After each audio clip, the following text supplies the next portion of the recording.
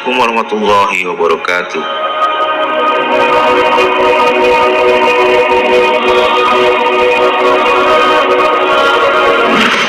Ada banyak rahasia yang tertulis dalam kitab suci Al-Quran. Salah satunya adalah penamaan surat Al-Hadid atau besi. Hal ini menimbulkan banyak pertanyaan.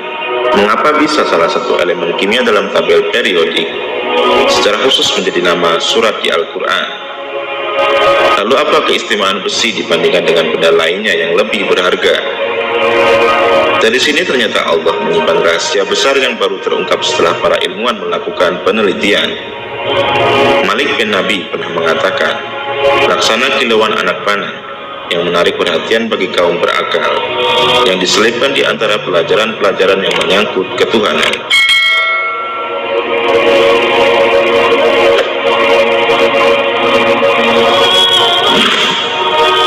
Besi dalam Al-Quran. Sesungguhnya kami telah mengutus Rasul-Rasul kami dengan membawa bukti-bukti yang nyata, dan telah kami turunkan bersama mereka Alkitab dan neraca keadilan, supaya manusia dapat melaksanakan keadilan. Dan kami turunkan besi yang padanya terdapat kekuatan yang hebat dan berbagai manfaat bagi manusia, supaya mereka mempergunakan besi itu, dan supaya Allah mengetahui siapa yang menolong agamanya dan Rasul-Rasulnya, padahal Allah tidak dilihatnya.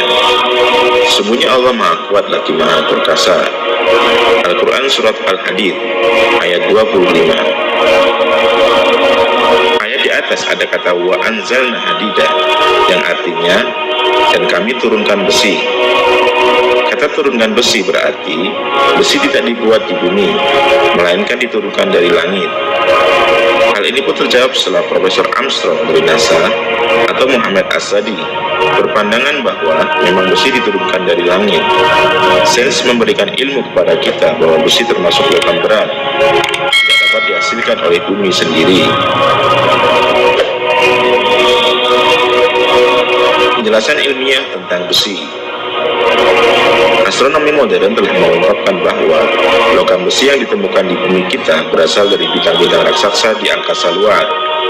Logam berat di alam semesta dibuat dan dihasilkan dalam inti bintang-bintang raksasa. Akan tetapi sistem tata surya kita tidak memiliki struktur yang cocok untuk menghasilkan besi secara mandiri. Besi hanya dapat dibuat dan dihasilkan dalam bintang-bintang yang jauh lebih besar dari matahari, yang suhunya mencapai beberapa ratus juta derajat. Ketika jumlah besi telah melampaui batas tertentu dalam sebuah bintang, bintang tersebut tidak mampu lagi menanggungnya dan akhirnya meledak melalui peristiwa yang disebut dengan nova atau supernova. Akibat dari ledakan ini, meteor-meteor yang mengandung besi bertaburan di seluruh penjuru alam semesta, dan mereka bergerak melalui ruang hampa hingga mengalami tarikan oleh gaya gravitasi benda angkasa. Seorang ilmuwan terkenal yang menjadi pembicara dalam seminar mukjizat ilmiah Al-Quran Al-Karim, Dr. Stroke, juga mengatakan hal senada. Ia telah melakukan berbagai penelitian terhadap sejumlah barang tambang bumi dan sejumlah penelitian laboratorium. Namun hanya satu jenis barang tambang yang sangat membingungkan para ilmuwan, yaitu besi.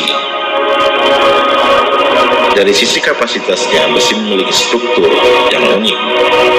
Agar elektron-elektron dan neutron-neutronnya dapat menyatu dalam unsur besi, maka ia butuh energi yang luar biasa, mencapai 4 kali lebih besar dari total energi yang ada di planet matahari kita. Semua ini menunjukkan bahwa logam besi tidak terbentuk di bumi, melainkan kiriman dari bintang-bintang yang meledak di luar angkasa melalui meteor-meteor yang diturunkan ke bumi, persis seperti yang dinyatakan dalam Al-Quran. Inti besi sebagai perisai medan magnet bumi. Fakta selanjutnya, sebuah radiasi yang membentuk energi tinggi, terdiri dari proton dan elektron, mengelilingi ribuan kilometer di alas bumi, diberi nama dengan sabuk Van Allen. Sabuk ini melindungi bumi dan isinya dari ledakan dahsyat energi matahari yang terjadi setiap 11 tahun sekali, yang disebut dengan solar flares. Ledakan dahsyat ini bila tidak ditahan di angkasa dapat meluluh lantakan semua kehidupan di bumi dengan kekuatan setara 100 juta bom atom Hiroshima. radiasi juga melindungi kita dari serangkaian badai kosmis yang membahayakan umat manusia. Sabuk ini terbentuk dari inti bumi yang besar, yaitu terdiri dari besi dan nikel. Keduanya membentuk medan magnet yang besar yang tidak dimiliki oleh planet lain kecuali planet Merkurius dengan radiasi yang lebih lemah. Dari ini mungkin kita paham mengapa besi menempati salah satu judul surat di dalam Al-Quran. Inti besi dan nikel melindungi makhluk bumi berupa perisai elektromagnetik dengan kekuatan yang hebat. Namun yang terpenting, Al-Quran ingin menunjukkan kepada kita bahwa besi tidak dapat diproduksi di bumi. Besi langsung diturunkan dari langit untuk dimanfaatkan oleh manusia. Elemen berat besi Fe57 dan surat Al-Hadid ke-57. Karakter selanjutnya berhubungan dengan elemen kimia dalam tabel periodik. Kita tidak mungkin menafsirkan surat besi tanpa membedah elemen kimia besi berikut karakteristiknya yang berhubungan dengan kata Al-Hadid. Tanpa mengenal sifat-sifat besi, kita tidak akan mengetahui keindahan surat besi ini yang diletakkan pada nomor 57.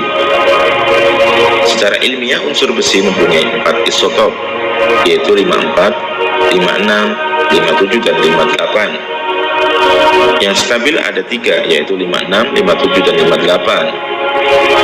Dari ketiganya, isotop 57 adalah satunya yang punya nuklir spin.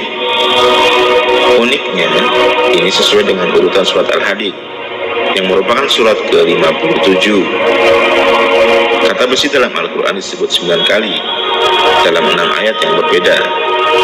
Barangkali salah satu keterangan yang menarik dari hal yang menarik lainnya adalah keterangan yang berhubungan dengan rahasia Zulkarnain pada surat Al-Kahfi yang berarti gua. Ayat tersebut berkisah tentang pintu besi yang dibangun oleh Zulkarnain di antara kedua puncak gunung. Suatu saat akan hancur ketika kiamat telah dekat.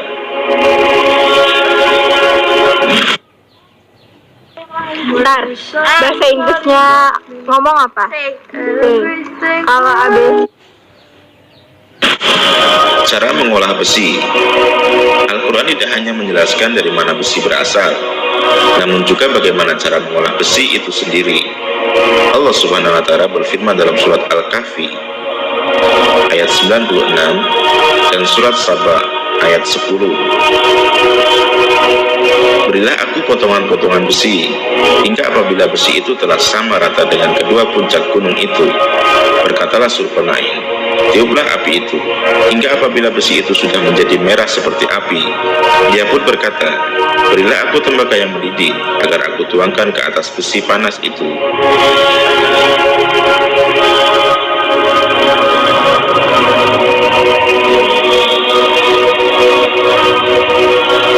Dan sesungguhnya telah kami berikan kepada Nabi Daud limpah karunia dari kami. Kami berfirman, hai gunung-gunung dan burung-burung, bertasbihlah berulang-ulang bersama Daud, dan kami telah melunakkan besi untuknya. Salah satu teknik mengolah besi ialah besi dipanaskan hingga mendidih atau menjadi batu bara, lalu baru dibentuk sesuai keinginan kita. Lagi-lagi proses ini 100% persis dengan apa yang disebutkan dalam Al-Quran. Uniknya, Al-Quran menjelaskan bahwa cara ini sudah dipakai berabad-abad jauh sebelum era sains modern seperti sekarang ini. Wallahu a'lam bishawab. Oke, terima kasih. Jangan lupa like, subscribe, dan juga aktifkan loncengnya ya guys. Terima kasih telah menonton.